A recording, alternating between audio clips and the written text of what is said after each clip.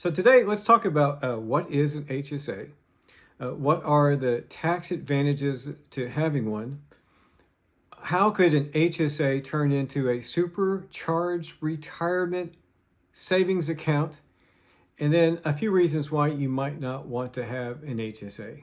So before I kick this off, a couple of disclaimers. I have to let you know that I'm quite biased towards an HSA for a couple of reasons. One, I come from an HR background. The last 3 or 4 years, I was an HR business partner, and in that role, I had the opportunity to talk to a lot of employees about their benefits. Second of all, I'm a cancer survivor, and medical is something that is deep on my mind almost all the time, and something that I have a great concern about. So I am extra cognitive about having a robust health savings. So I am biased towards this thing we're talking about today, the HSA. And so that also means I'm very excited to talk to you about it. What is an HSA?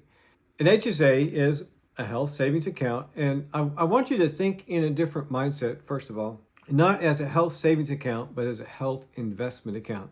That is one thing that makes it super different. It is one of the best tax advantage accounts that you can possibly have. The money that you put into a health savings account goes in pre-tax, so it will reduce your tax burden for that calendar year. It grows tax-free, which is fantastic. And when you encounter a qualified medical expense, if you choose to spend from your HSA account, that money comes out tax-free, goes towards the expense, and does not count as income. And we'll talk later why that is very important. Now, not everybody has access to a health savings account. In order to have one, you have to be on a high-deductible medical plan. So that's something you want to be very careful to check into with your HR department when it comes to that open enrollment time to make sure you have a high-deductible plan. Typically, those start at around $1,600 annual for their deductible. Could be different depending on your employer. HSA plans also have limits as far as how much you can put into it annually. For an individual, that is $4,150, and for a family, that's $8,300. There is a catch-up clause where you can do more as you get older. And one thing that's really important to understand with those limits is that the contribution provided by your employer counts towards those limits. So for example, on my previous HSA plan, my employer graciously put in $1,000 into that account at the beginning of the year. I had to keep in mind that that $1,000 counted towards my family contribution of $8,300 to ensure that I did not go over it. So that's one thing that you want to be careful about. Another thing that I found often in my HR role is people get very confused in the difference between a HSA account and an FSA account. So HSA is that health savings account. FSA is the flexible spending account. Very different things. An FSA, you put money in, it has to be used within that calendar year for qualified medical expenses, and then you're done. It does not carry over to the next year, and very importantly, does not carry over to your next employer or after you're no longer employed there. HSA is yours forever. You can always have this account. The account is portable. It goes with you as you move on to your next employer, or if you early retire or retire in general, as I am. So it's something very important and a big advantage to an HSA over FSA. In my HR role, like I said, I often ran into people who did not understand the difference.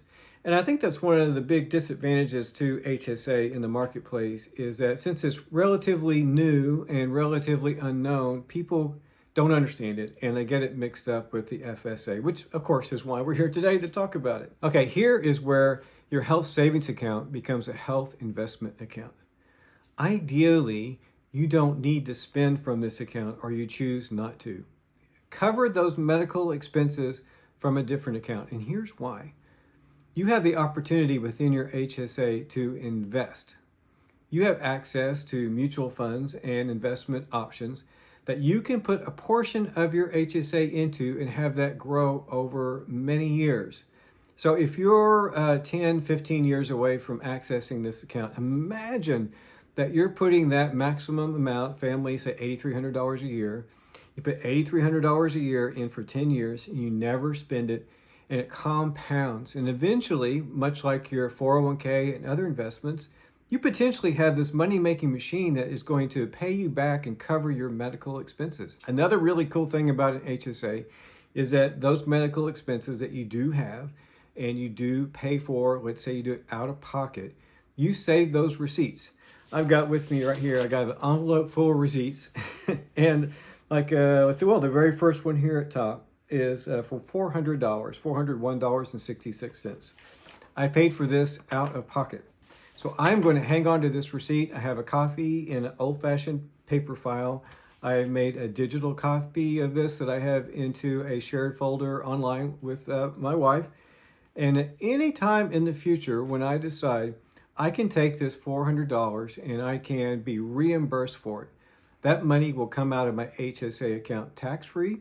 It does not count towards my income, and I can spend, once I take it out, I can spend it on whatever I want because I've already paid this bill on my own. And again, imagine 10 years from now, if I'm earning 5, 6, 7%, something like that, this $400 that I did not take out of my HSA has now grown into a much larger amount that I am now taking out tax-free. That is one of the superpowers of this. So you want to make sure with your HSA that you have really good documentation. You're paying for it out of pocket.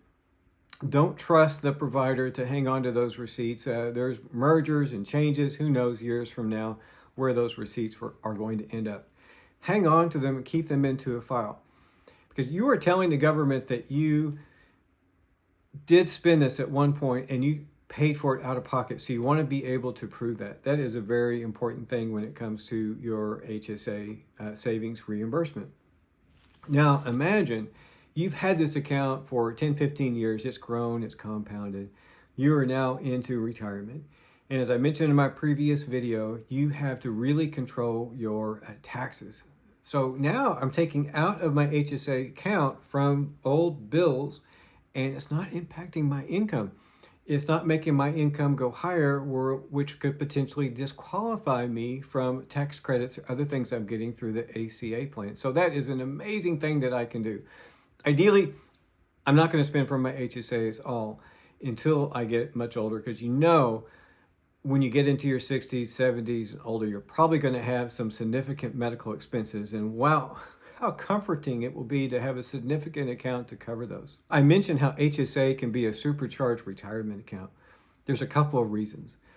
One is that there are no income limits for contributing to an HSA.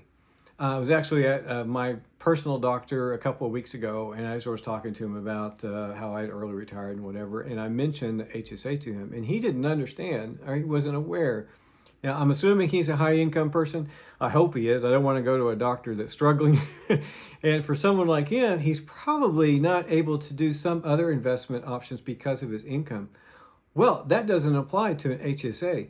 So if he were on a high-deductible plan, he can start maxing that out every year as a kind of backdoor retirement plan. Because here's the cool thing. Once you turn 65, this money that you have put in tax-deferred, that has grown tax-free and can be taken out tax-free, once you turn 65, you can withdraw that money for anything that you want. Now, it does count towards income at 65. It will be taxed. It's not tax-free as if it would be for a qualified medical expense, but it has grown tax-free. It went in tax-deferred, and now at 65, you can take it out and use it for whatever you want. Highly recommend you don't do that you keep it for medical, but you can, and you just pay that tax-deferred tax, same as if you were taking it from an IRA. What an awesome thing. Another great thing about an HSA is there are no RMDs, no required minimum distributions. In your regular deferred savings account, your 401k, when you turn 72, there are required minimum distributions. The government wants their taxes. You didn't pay the taxes when you put it in. They're going to require you to take that money out and spend it. And much like a Roth, there's no required minimum distribution with an HSA. So that's another advantage to it to make it much like a retirement savings account. Now, what are some disadvantages to an HSA? Well, the first one is that not everybody has access to it. Not every employer, not every medical plan has HSA as an option. So if you don't have access to the HSA as an option, well, you are out of luck. Another disadvantage, which is a bit of a surprise that I learned in my HR role, is that often people involved in an HSA plan, because they have that high deductible, are a little more reluctant to go to the doctor, to spend money for medical. And as a result, they're seeing the doctor less because of the extra expense. Don't let that be you. If you're on a HSA plan, make sure that you're still going to the doctor. I recommend not spending from your account, but have a different way to pay for that. Pay for it up front. Don't ignore your health just because you happen to be on one of those high deductible plans. A third thing might be the paperwork. If you're not a paperwork person, if you're not one that's good at tracking receipts, maybe this is not for you. Again, it's very important that you have good records, that you keep those records in multiple places so that you'll have them. You don't want the government auditing you and that you don't have proof that you did indeed have that medical bill that you're now asking for reimbursement to pay, or that maybe you paid for in the past. Another thing that I found as potential disadvantage is fees. You may have within your HSA account a provider that charges a lot of fees. I was with Betterment and I was not very happy with their investment options. I'm now with Fidelity, which is fantastic. But with Betterment, it seemed like the more layers I dug, the more fees there seemed to be. There was an administration fee. There was what to me was high fees on the investment options that I had. So you want to be very careful to dig into it, find out the fees, and make sure that you're comfortable with how much you're paying in order to have this account. Another reason someone might not want to be on an HSA plan is if they have ongoing medical expenses.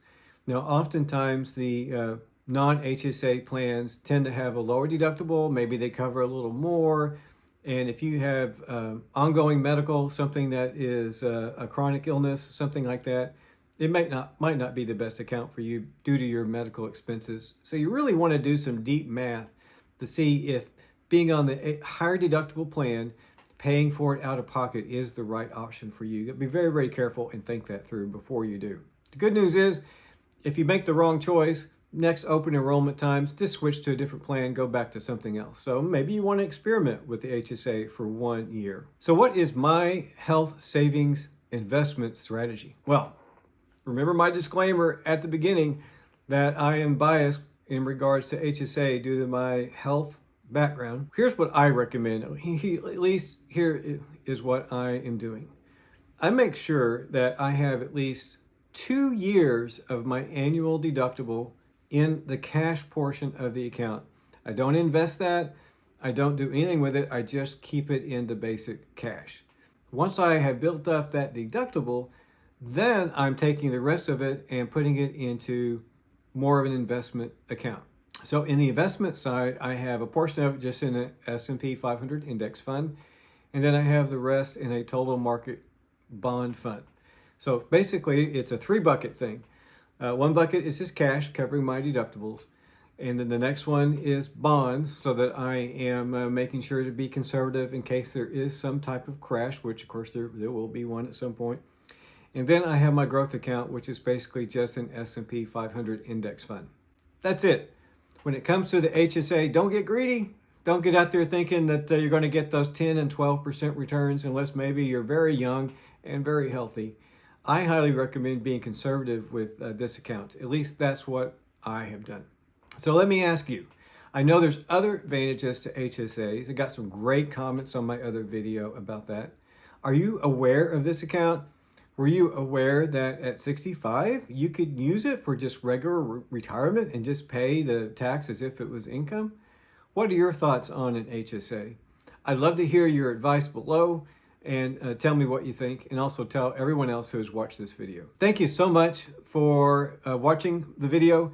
Thank you for joining me here on this channel. I am so excited about HSAs. I'm excited about our early retirement journey, and I'm most excited about you watching this channel, you leaving comments, and you joining as part of our community here at David in Progress.